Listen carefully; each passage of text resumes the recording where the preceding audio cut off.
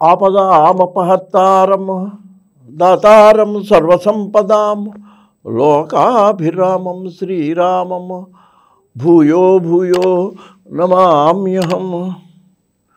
Social post TV ప్రేక్షకులకు నమస్కారములు. రామాయణంలోనండి ఒక సంఘటన జరిగింది. అదేంటంటే సీతాదేవి లక్ష్మణుడు పక్కన ఉండగానేనండి సీతాదేవి స్వయంగా ఒక్కసారి ఆనందంతో రామచంద్రమూర్తిని ఆలింగనం చేసుకుంటుంటండి. చూడండి, ఇదో పెద్ద విచిత్రం. మామూలుగా ఎక్కడన్నా లోకంలో పురుషుడు స్త్రీని ఆలింగనం చేసుకుంటాడు, స్త్రీ పురుషుడిని ఆలింగనం చేసుకుందంటే నిజంగా వాడికి ఎంత ఆనందంగా ఉంటుందండి.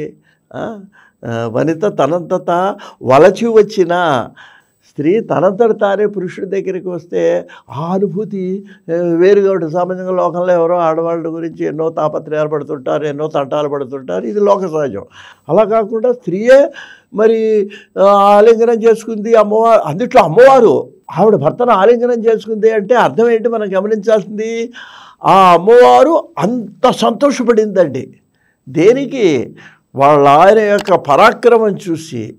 ఏమిటి ఆ పరాక్రమం? ధనుర్విద్య నైపుణ్యాన్ని చూసి అమ్మవారు అంత ఆనందం ఎప్పుడు ఇలా ఇది చూడలేదండి. ఎందుకంటే రామరావణి యుద్ధంలో కూడా అమ్మవారు చూసే అవకాశం లేదు. ఆవిడెక్కడో అశోకవనంలో ఉంది. ఆవిడకి ఆ అదృష్టం ఒక సందర్భంలో కలిగింది.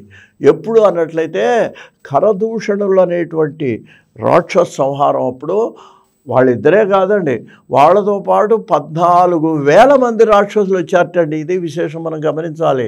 ఈవిడకి శూర్పణఖకి లక్ష్మణుడు ముక్కు చెవులు కోసిన తర్వాత ఏడుస్తూ ముందు రావణుడి దగ్గరికి వెళ్ళా. వీళ్ళు అన్నగారి వరుస అవుతారు. వాళ్ళ దగ్గరికి వెళ్ళి చెప్పింది, ఆగు నేను వాళ్ళ సంగతి తేలుస్తాను. వీళ్ళందరూ ఎడితే అక్కడ నిలబడి చూసింది. ఒకవేళ ఏమన్నా ఈ రావణాసురుడికి అపకారం చేస్తారేమోనంది. ఆ యుద్ధంలో కూడా వీళ్ళందరూ ఓడిపోయిన తర్వాత అప్పుడు రావణాసురుడి దగ్గరికి వెళ్ళిందండి. ఇది ఇక్కడ మనం గమనించాలి. అక్కడ కూడా చాలా తెలివిగలది.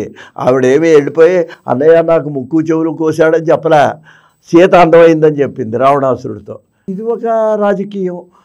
ఈ విధంగా మనం ఇక్కడ ఖరదూషణుల యొక్క సంహారం అప్పుట్టండి ఆ రామచంద్రమూర్తి యుద్ధం చేశాటండి తన యొక్క. ఎందుకనంటే పైగా ఇంకొకటి, లక్ష్మణుడు సహాయం తీసుకోకుండా యుద్ధం చేశాడండి. వాళ్ళు వస్తున్నారు, కొన్ని వేల మంది సైన్యం. లక్ష్మణుడు అన్నయ్య నేను కూడా వస్తాను అన్నాడు. వద్దన్నాడు అని ఒక గుహ ఉంటే ఆ గుహలో అమ్మవారిని నిలబెట్టి పక్కన లక్ష్మణుడు నిలబెట్టి మీ ఇద్దరు చూడండి, నువ్వు నాకేం సాయం అక్కర్లేదు, నేను ఎలా యుద్ధం. అసలు ఆ కోదండరాముడు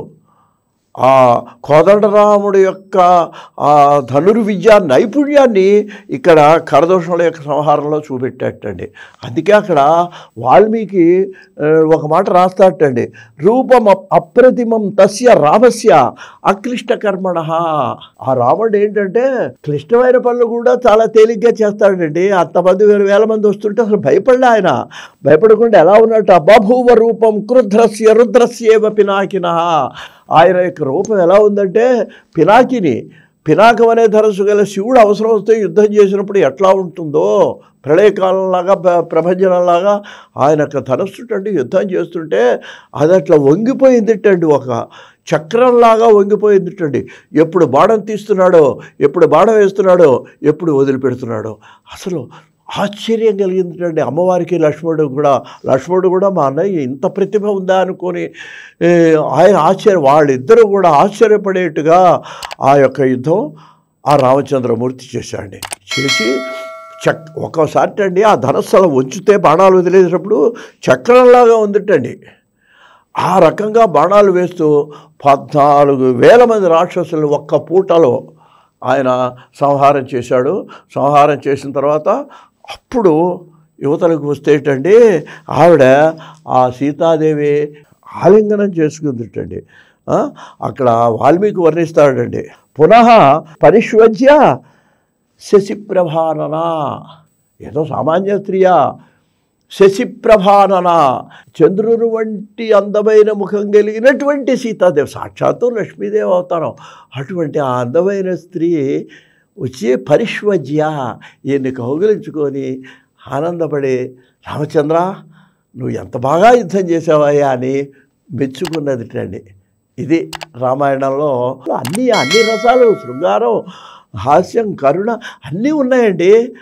అది ఆయా సందర్భాలను బట్టి మనం గమనించినట్లయితే మనకు కూడా అటువంటి సందర్భాలు వచ్చినప్పుడు రామాయణంలో కూడా ఇట్లా జరిగింది కదా అనేటువంటి మానవ జీవితానికి ప్రతిబింబంగా రామాయణం ఉంటుంది అనేటువంటి విషయాన్ని మీకు మనవి చేస్తూ స్వస్తి.